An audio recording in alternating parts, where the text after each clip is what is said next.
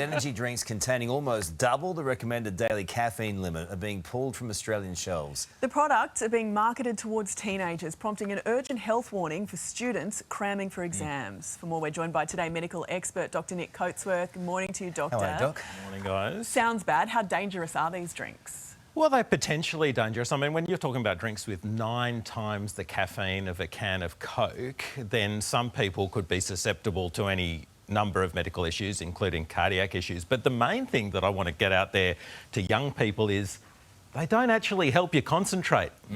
So you get this impression that whether it's caffeine drinks or some kids are sharing their dexamphetamines around, all that kind of stuff, when you take these medications, what it actually does is decreases your memory, decreases your concentration. It seems to hype you up, but it has the opposite effect. Your performance is going to go.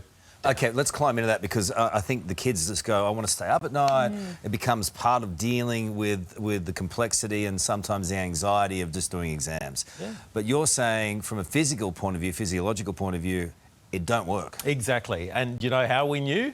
Because we used to try it in medical school when we were doing the exams and we were told very clearly by our professors that what's going on in our brains is not what we think is going on. We're alert, we're awake, but we're not bedding down memories. So if you want to do well in those HSC exams, is not the strategy. Do you think there should be a warning? I mean, some of these drinks have been banned, but the warning levels, I mean, that's a serious amount of caffeine going into a body and it's not healthy.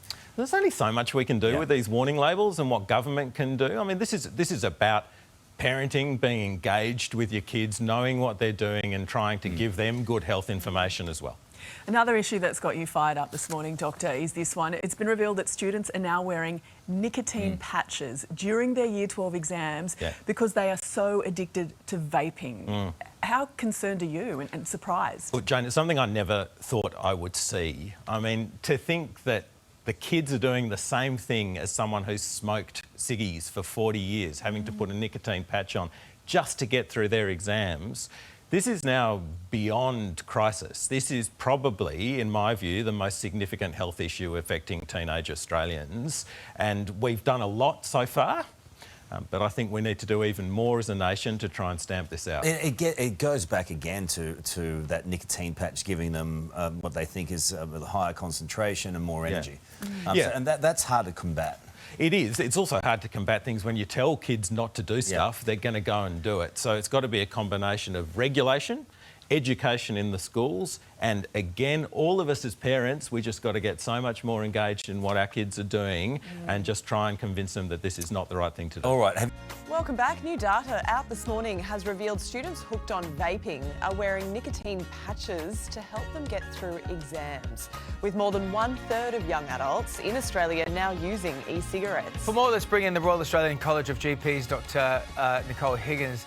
Dr. Nicole, good to have you here. These findings published by the Cancer Council, these are just the beginning of an ongoing study. I mean, wearing patches in exams, that's got to be a red flag. We have got a generation now that are becoming addicted to nicotine and they can't concentrate in their exams, so they're having to wear patches because they're going through nicotine withdrawal. What does that say to you about how far we've come with the level of addiction in young people in Australia? We've done well on tobacco, but they're addicted to the nicotine, but they're also being exposed to heavy metals and, antifreeze. They're dangerous. I mean, I remember, I'm much, much older than these kids that are going through this, and I remember several of my friends smoking, but it never felt like they had to wear patches during exams. I feel like there's a level in these vaping that we still don't know yet of how high an addiction quality it is compared to what regular smoking used to be back in the day. Yeah, and kids think they're safe and they trade them like we traded swap cards and the colours and the flavours. But what we're doing is creating another generation of nicotine-dependent people. So this is part of the problem that's been highlighted here, is that kids think that because they're so easy to access, therefore they can't be harmful for me. Give it to us straight. What impact are these devices, what impact are e-cigarettes, vapes, having on young people? They're damaging our young people's lungs and they're exposing them, as I said, to heavy metals and chemicals that at a time when we're trying to be really healthy, these kids just don't know what's in what they're smoking. Well, it's a double whammy for you this morning. We brought you in for something else as well, and that's energy drinks, which is another thing that's concerning for parents. They're containing almost double the recommended daily caffeine limit. They're being pulled from Aussie shelves. The product's being marketed towards teenagers because look at that. Look how bright that is. That looks tempting. One drink found caffeine levels equivalent to 9 cans of Coca-Cola. Wow. All right, Scary. there's going to be a lot of parents out there be like, oh, it's just an energy drink. It's just like a fun can or something. How dangerous can these be?